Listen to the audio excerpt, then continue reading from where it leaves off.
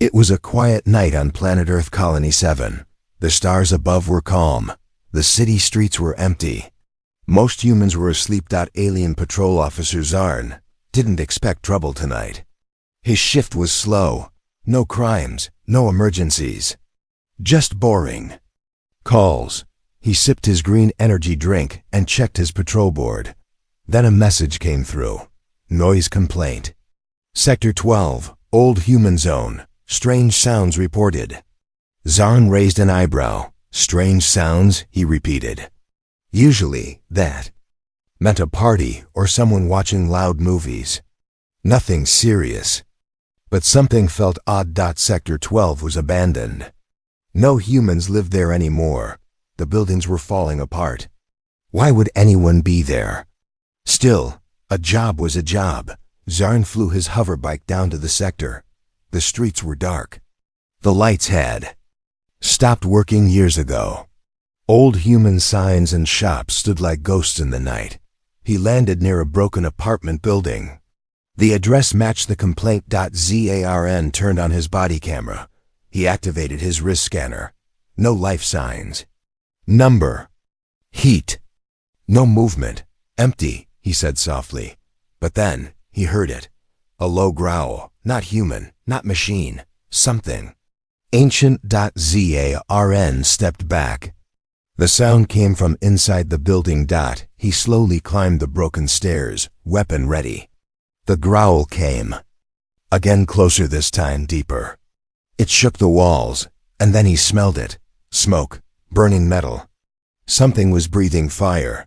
Zarn reached the top floor. One door stood slightly open, melted at the edges. He took a deep breath and boom. The door exploded open from the inside. A wave of heat hit him. Smoke poured out. His scanner blinked red. Heat levels rising. Unidentified life form detected. Zarn raised his blaster. This is Officer Zarn of the Intergalactic Patrol. Come out with your hands or claws visible. Number. Answer, just a sound. Not a growl this time, crying. A child. Zarn lowered his weapon slightly. He stepped inside. The room was a mess. Furniture burned. Walls black with smoke. In the corner, shaking and scared, sat a human boy maybe 8 years old. Next to him, something moved. Zarn froze. Wings, scales, golden eyes, teeth like swords. It was a dragon, a real one, not a simulation, not a costume, not a HFY creature. The dragon stood protectively in front of the child, staring at Zarn. It didn't attack. It didn't growl. It just watched. Zarn took a slow step forward. The boy looked up. His face was covered in ash and tears. Don't hurt him, the child shouted. He's not bad. He saved me. Zarn didn't lower his blaster, but he didn't shoot either. Start talking, he said calmly. What is that thing? The boy hugged the dragon's leg. He found me in the tunnels. I was lost. There were bad people. They took me. They were going to sell me. He came and stopped them. He burned the cage. He brought me here. Zarn looked at the dragon again. It was large, but not giant. Its scales shimmered in the firelight. Its eyes were intelligent. Too intelligent. This wasn't just an animal. It understood. Zarn's earpiece beeped. New message. Backup arriving in 15 minutes. Be careful. Unknown lifeform reports spreading. He turned off the message. Something wasn't right. Dragons were myths. Fairy tales. They didn't exist, not even in old Earth history, and yet one was standing right in front of him. And it wasn't attacking. It was protecting. Zarn slowly lowered his weapon. You're not here to fight, are you? The dragon blinked. Its head tilted, as if trying to understand his words. Then, without warning, it spread its wings. Whoosh. The air shook. The fire dimmed. The dragon walked to the center of the room. It looked at the boy, then at Zarn, then at the window. It was ready to fly. Wait, Zarn said. Don't crash. The window shattered. The dragon leaped into the air, wings wide, Boy still holding onto its back, Zarn rushed to the window. The dragon flew into the night sky. Blowing against the stars, Zarn stared in shock. He tapped his recorder. Officer Zarn, Sector 12, found a child. Found a dragon. Case no longer simple. Requesting immediate analysis and data search on myth-level creatures. This is not a normal noise complaint. Behind him, the room was still burning. In the distance, he heard another sound. This time, not a growl. It was the sound of a ship entering the planet. A red glow in the sky, and it was heading straight for him. Asterisk. The stars above Colony 7 lit up with flashes of gold and fire. Officer Zarn watched from the rooftop as the dragon soared into the night. Its wings cut through the clouds like blades. The boy clung to its neck, safe but silent. Zarn had seen strange things in the galaxy. Wormholes, plasma beasts, even a planet made of liquid glass. But this was impossible. And yet, it was real. Zarn jumped onto his hoverbike, fired up the engine, and chased the glowing trail the dragon left in the sky. His helmet scanner tracked heat signatures. The creature was fast. Faster than anything. That size should be unknown creature. Flight speed, 2,200 kilometers per hour. Altitude, 3,000 meters. Destination, unknown. The signal suddenly dropped. Zarn cursed under his breath. Vanished? That's not possible, unless it cloaked itself. Or crash. A blip returned on his scanner. Forest zone. Far outside the city. He turned hard, flew low over the trees, and landed near a small lake, half frozen under moonlight. The air was quiet. Too quiet. No birds. No bugs, just cold mist. Then he saw them. The dragon and the child were beside the lake. The dragon was drinking from the water. The boy sat quietly, looking at the stars. Zarn approached slowly, hands raised. "I'm not here to hurt you," he said gently. The boy looked up. "You followed us." "Yes," Zarn replied. "Because nothing about this makes sense. Dragons don't exist. Not on Earth, not out here." The boy pointed at the dragon. "He saved me.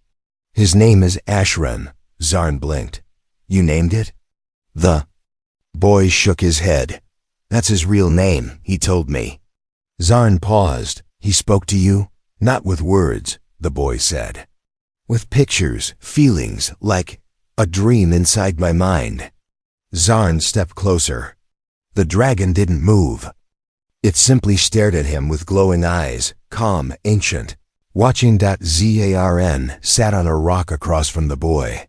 "What's your name, kid?" "Leo." "Leo, how did you end up in that building?"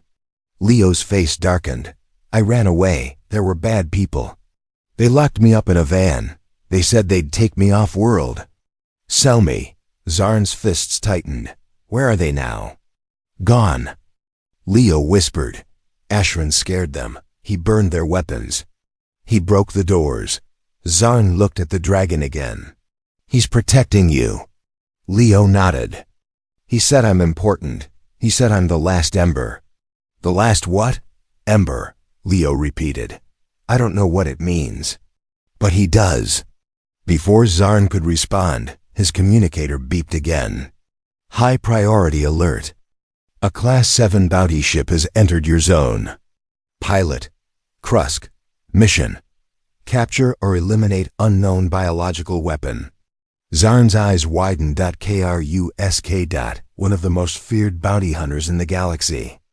A killer, a tracker, a mercenary who worked for the highest bidder.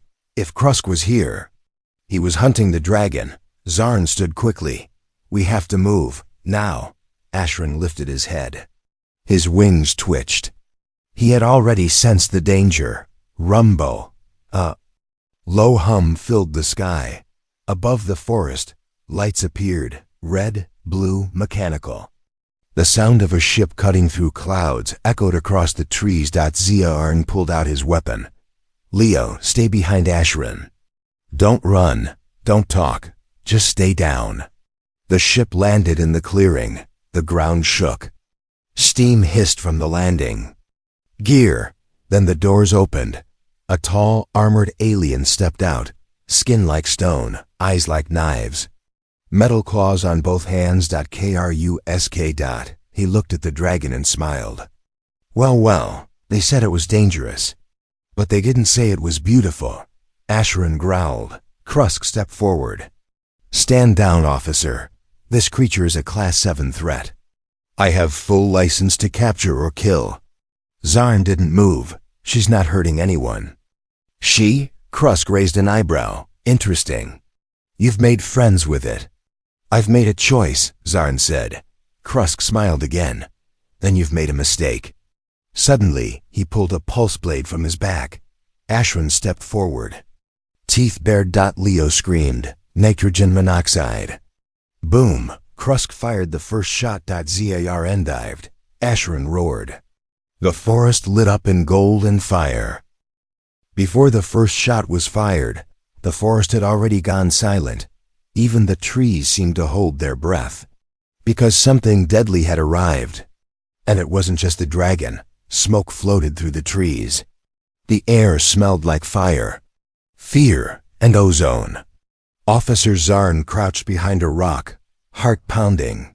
His ears still rang from the blast. Across the clearing stood Krusk, the bounty hunter, a legend in the darkest corners of space. Wanted in 12 systems, never failed a hunt. And now, he was here to take the dragon. Zarn peeked from behind the rock. Asheron, the dragon, flew above the trees, circling fast, dodging Krusk's laser fire. Flames rolled in her throat. But she wasn't attacking yet. She was protecting someone. Leo, the human boy. He was hiding behind a tree, hugging his knees, shaking, but alive. Zarn had to move.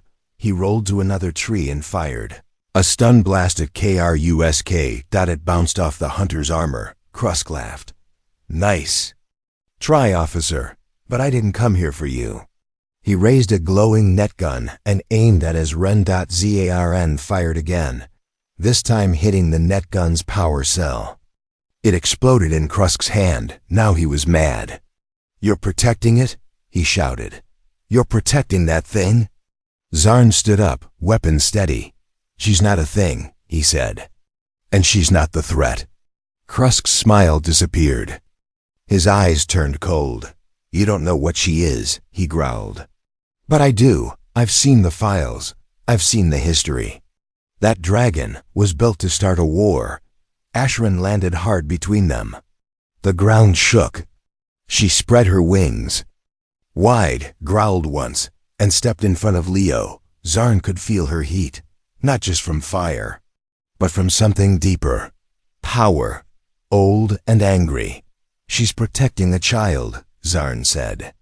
That's not war, that's instinct. Krusk pressed a button on his wrist. Beep, beep. 3 metal drones rose from his ship. Each one locked onto the dragon. Zarn fired and hit one midair. It burst into pieces. Asheron took down the second with a flame shot, but the third hit her with a shock pulse. She roared, stumbled, and her wing cracked a tree.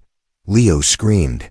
Zarn ran forward, trying to block the last drone, but Krusk slammed into him with a metal arm. Zarn hit the dirt, hard. You're too late, Krusk said. That thing is coming. With me, and the boy too. He's part of it. Asheron stood again, shaking off the pain. And then something strange happened. Her eyes flashed white. The trees bent backward. The air pulled tight, like gravity had changed. Zarn looked up and whispered, What ... is she doing?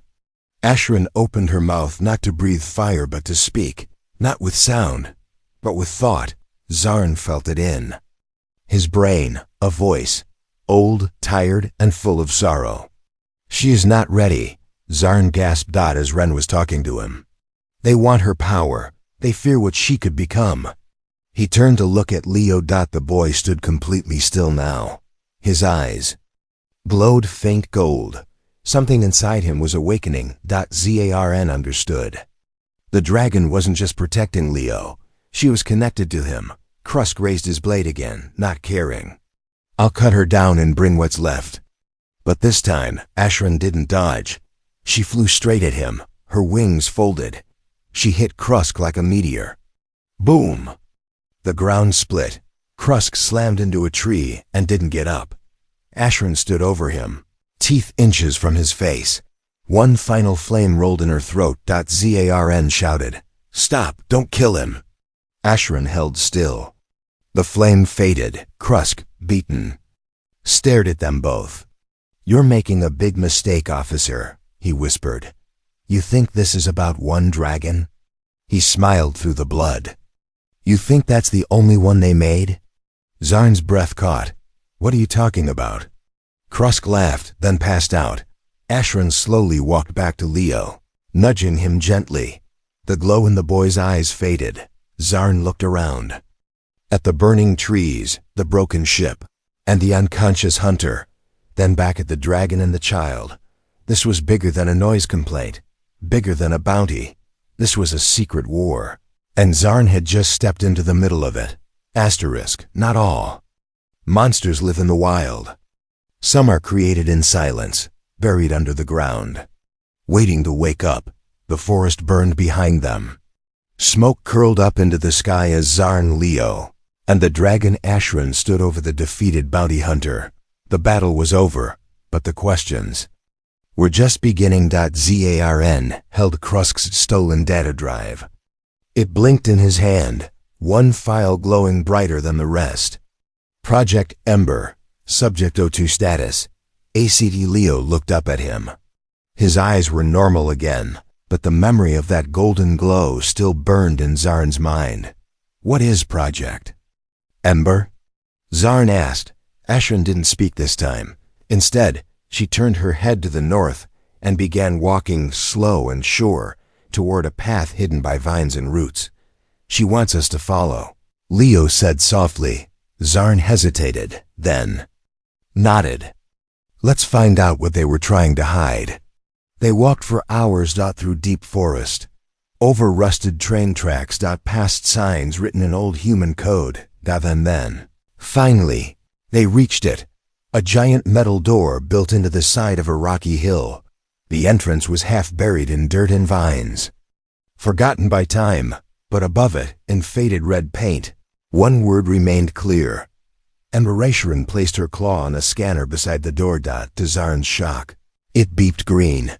The door slid open with a groan, like it hadn't moved in decades. Inside was cold, dark, and silent. The lab they stepped into a long hallway. Lights flickered weakly. The walls were covered in peeling posters and glass screens. Ashran walked ahead without fear. She knew the way. Zarn read a dusty plaque on the wall. "Welcome to Ember Labs, unlocking humanity's final defense." What was this place? Leo whispered. Zarn scanned the walls. Files loaded onto his visor. This wasn't just a lab. It was a breeding ground. For weapons. For dragons. For something more. In the center of the main chamber. They found it. A giant tube, cracked open from the inside. Scorch marks on the walls, and a broken ID tag on the floor. Subject 1. Zarn's eyes widened. She was made here. Ashran stood silently beside the tube. She looked sad. "She was born in a cage," Zarn said. Leo looked at another monitor, still glowing faintly. He reached out and pressed a button. A hologram flickered to life. An old human scientist appeared, tired, nervous, looking into the camera. Day 427. Project Ember is unstable. Subject O1 is peaceful, but extremely powerful. Subject O2 has changed. We believe he absorbed too much energy. He is becoming something else. He no longer listens. Zarn stepped forward. Subject O2? The scientist continued. If you're seeing this, do not wake Subject O2. Do not follow him. Do not let him find Subject O1. Together, they could destroy everything. The message cut out. Silenced. Zarn turned to Ashran. There's another one. Like you. Ashran didn't move. Leo looked confused. He's bad, Zarn's mind raced. If Subject O2 was active, where was he? Suddenly, the lab lights blinked red. Zarn raised his scanner. New signal detected. Life form approaching. Location, unknown. Then they heard it. Boom. Boom. Boom. Footsteps. Far above them. Getting closer. Zarn pulled Leo behind him. Ashran stepped in front again, eyes glowing. Let's go, Zarn said. We're not safe here anymore. The escape tunnel Ashrin led them to a back corridor, a small elevator that dropped deep underground. As they descended, the walls changed, no longer clean and metal. Now they were rough, filled with claw marks and scorch marks. Zarn read a warning sign in the tunnel. Failsafe chamber, do not enter without full lockdown. What were they trying to lock down? He muttered. Then the elevator stopped. They stepped into a hidden vault. In the center, a huge stone tablet, placed in a room of metal. It didn't belong here. Leo walked up to it. Symbols on the stone glowed faintly as he touched them. These aren't human, Zarn whispered. As Ren bowed her head. This is older than the lab, older than Earth, Zarn realized. This place wasn't just for building weapons. It was built over something ancient. Suddenly, the lights cut out. A deep growl echoed in the chamber. And then, from the shadows above, two golden eyes opened. Not Ashran's, someone or something else had awakened. The power had gone out. Zarn could barely see Leo, who was holding tightly onto Ashran's tail. The glowing stone tablet dimmed. But in the shadows above, something had begun to move. Very slowly, very heavily. Zarn raised his weapon, eyes locked. On the golden lights hovering in the air. Two eyes, and then a third. Thump. Thump. Heavy steps echoed across the metal floor. As Ren growled deep in her throat, not in anger, but in warning. Zarn whispered, "Is that Subject O2?" The creature stepped into the weak light, and Zarn's stomach turned. It had scales like Ashran, but mixed with human skin, scarred, stretched, uneven. Its arms were too long, its claws were glowing, and its mouth. It smiled. "You brought her back," the hybrid said. "You brought my sister." The voice was wrong. It was both human and dragon at once, layered, echoing. Leo stared, frozen. "He can talk." Zarn moved in front of him. "Your Subject O2? The hybrid nodded slowly. "That's what they called me. Before they ran. Before they burned me. Before they lied." Ashran stepped forward. The hybrid looked at her with what seemed like sadness. "You were the favorite," he said. "They said you were perfect, gentle, kind, controlled." His voice changed. Sharper, bitter, but I was strong. "And they feared me." He raised his hand. Zarn's scanner screamed. "Warning, energy spike, plasma levels unstable, back away." Zarn shouted, but the hybrid was already moving, not toward them, toward the wall. With one blow, he punched through solid steel. Behind it, chamber filled with bones, old computers, and a war map showing Earth, and something above it.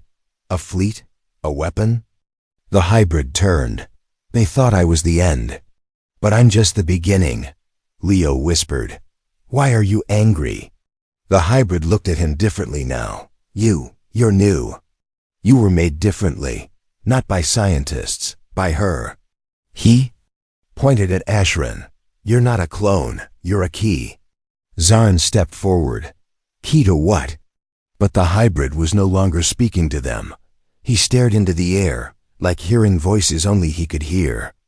"They're coming, the old makers. They remember the fire. They remember Ember." Ashran let out a loud rumbling roar. The hybrid smiled. "Still protecting them, sister? Even now?" He leapt forward. Ashran tackled him mid-air. A violent clash.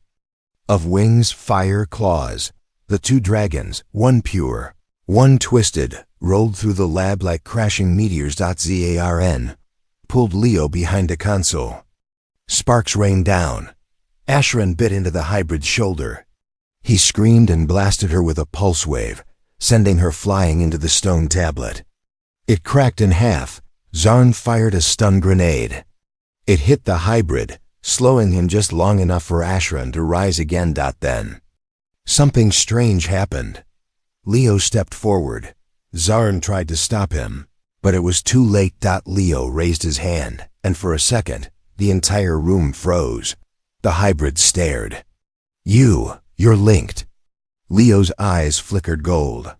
Ashran bowed. Her head, the hybrid stepped back. Not in fear, in recognition. "You're the one she chose." Zarn grabbed Leo. "We're leaving." "Now." Ashran turned, injured but strong. She wrapped her wings around them both and ran for the broken elevator shaft. Behind them, the hybrid laughed. Not loud, not evil, lonely. "Run, little ember. But the fire always spreads." Scene: forest. Hours later, they emerged in the woods. Covered in ash and bruises, Zarn leaned against a tree. Ashran collapsed beside him. Leo sat quietly, hugging her claw. No one spoke for a long time. Finally, Zarn said, "He wasn't just made to fight. He was made to remember." Leo looked up. "What happens now?" Zarn stared at the sky. "I think we woke something that was never supposed to wake. And now, the past is coming back." Asterisk, a satellite spun quietly above Earth Colony -7. It had not moved in 12 years, then 1 hour ago it came alive. Its red lens blinked. Gears turned. A signal was sent, and somewhere in deep space, something heard it. Something old. Something not human, not dragon. Not even alive in the way we understand. Scene: human city, Colony 7 capital. Humans were living their normal lives. Walking. The sky bridges, flying hovercars. Children playing with virtual pets. No one saw it coming, until the sky cracked open. A bolt of lightning ripped through the clouds. But it wasn't from nature. It came from Subject 02. The hybrid dragon shot out of the forest like a storm. His wings pulsed with golden plasma. His eyes locked on the city towers. He wasn't hunting anymore. He was challenging. Scene: government tower, control room. Zarn slammed his badge on the table. "This is not a drill," he shouted. "A hybrid-class weapon is attacking the city. Evacuate the upper levels." The officer stared in disbelief. "A dragon? Are you serious?" "He's not alone," Zarn warned. "And he's not the worst thing out there." Just then, a large explosion rocked the outer zone. Boom. Windows shattered. A spiral of flame rose into the sky. Zarn looked up. "Where's Ashran?" Scene: skies above the city. Battle begins. Ashran rose from the clouds like a phoenix. Her wounds were still fresh, her scales dimmer than before. But when she saw the hybrid flying toward the city, something lit up inside her. She roared. Not in fear. In fury. She flew straight at him. Crash. Claws met claws. Wings smashed. Aerial combat like nothing the colony had ever seen. As Ren spun, dodged a plasma blast, and bit down on the hybrid's tail. He howled and fired back with a pulse that blew open a tower roof. Scene: streets below. Panic humans ran in every direction. Security bots failed to keep order. Leo stood on a rooftop with Zarn, watching the two dragons fight. "She's hurt," Leo whispered. "She can't win alone," Zarn nodded. "Then don't let her be alone." Leo stepped forward, eyes glowing. He raised his hand. Ashran, mid-air, turned slightly. Her wings shimmered as if sensing his call. And suddenly, she moved faster. More precise, more powerful. Scene: inside the hybrid's mind. The hybrid flew back, confused. Something had changed. "She's sinking with him," he muttered.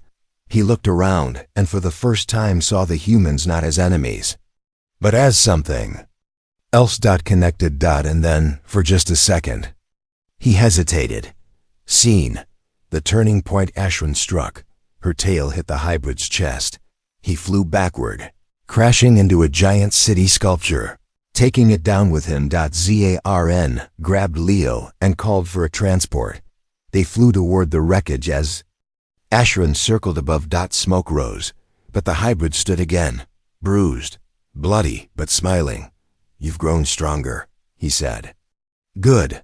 Zarn aimed his blaster. "You lost." The hybrid shook his head. "No." He looked at the sky. They found me. Seen above the planet, dozens of black dots appeared in the sky. Not ships, not satellites, not dragons. They were machines.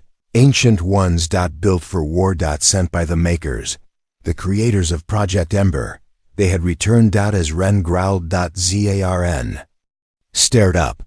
"What the hell are those?" The hybrid simply said, "The ones who made me are coming to finish what they started." Zarn stood on the rooftop, the sky glowing blood red. Above, the makers had arrived, not in ships, not in bodies, but in floating machines the size of buildings. Giant black monoliths hovered over the city, humming with power. No windows. Number.